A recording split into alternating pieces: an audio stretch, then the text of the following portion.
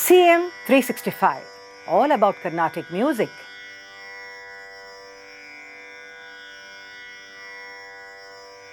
Over the years, we see that Madras or Chennai has become an important seat of music because of the fact that many prominent musicians, composers, patrons, and others have come to stay here, and they've contributed much towards the Lakshya, Lakshana, as well as the overall growth of music. The temples in Mylapore, Triplicane, Tiruvottrur were visited by many musicians and songs were composed here. Then we also see that one of the earliest to visit Madras was Sri Paidala Gurumurthy Shastri in the 18th century. He is well renowned for the composition of Geetas. And after that, we see that Bobali Keshavaya also visited and stayed here.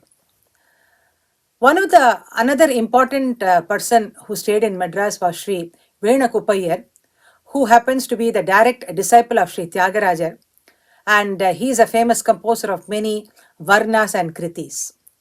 He lived in Madras in the first half of the 19th century.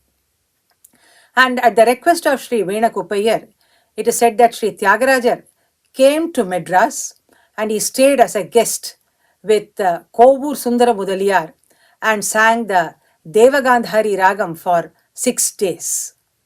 And on the way back to Madras, he again visited Tiruvottrur and sang 5 songs in praise of goddess Tripura Sundari, the residing deity there actually. Then it was here again another composition, an important composition that you would have heard, Venugana Loluni in Kedaragola, that was composed by Sri Tyagarajar at Venakuppayar's residence here in Madras in praise of the Venugopala Swami, the family deity of Venakuppayar. And Venakuppayar also celebrated several festivals like the Chitra Paurnami and the Vinayaka Chaturthi in a grand manner. And he used to have several Vidwans visiting from various places in South and presenting concerts. Tiruvottrur Tyagar, the son of Venakuppayar, also lived here in Georgetown in Madras. And his work, Pallavi, Swarakalpavalli and Sankirtana Ratnavali have been great contributions to the music world. Tachur Singaracharulu, who lived in the latter part of the 19th century in Madras, he also composed and published a series of graded textbooks on music, ably assisted by his younger brother, Chinna Singaracharulu. Patnab Subramaniar again, he came to Madras to give training to the daughter of a very famous singer, Salem Meenakshi. And because of this tutelages that he was giving to this girl, he stayed in Madras for quite some time, and that's how he also derived the name Patnam Subramanya Iyer. Subbraya Shastri visited the Triplicane Parthasarathi Swami temple, and he also composed compositions on the deity there. We also see the other people, eminent musicians like the Pandit Lakshmanacharya Harikatha performer, then Palaghat Anantarama Bhagavathar, Bangalore Nagaratnama, Veena Dhanammal, all having resided in Madras.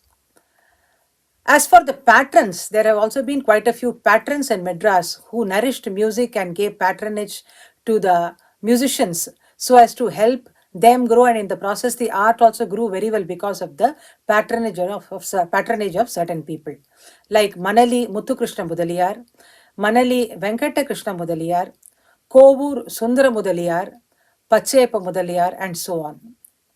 It is also said that Arunachala Kavi and Ramaswamy Dikshidhar were offered Kanakabhishekam by the members of this family in recognition of their vidvat. There was also one Raja Sir Ramaswamy Mudaliyar in the later 19th century and early 20th century, and he used to organize concerts regularly in his bungalow, including that of the famous Yenadi sisters. Coming to the various important works which were written and published in Madras, one of the most important one is the Oriental Music in European Notation in 1892 by Chinnasamy Mudaliyar. Then the first edition of Tyagaraja's collected work, actually, his songs, was printed by Ramananda Yogigal in 1907 in Madras. Tachur Singaracharulo, his works were published, as I mentioned earlier also. Then Captain C.R. Day, the author of Music and Musical Instruments of Southern India and Deccan, that was published in 1891, and he also lived in Madras. C. Tirumalaya Naidu wrote pamphlets on music and the anti-Nach movement, and Telugu book Gana Vidya Sanjeevani.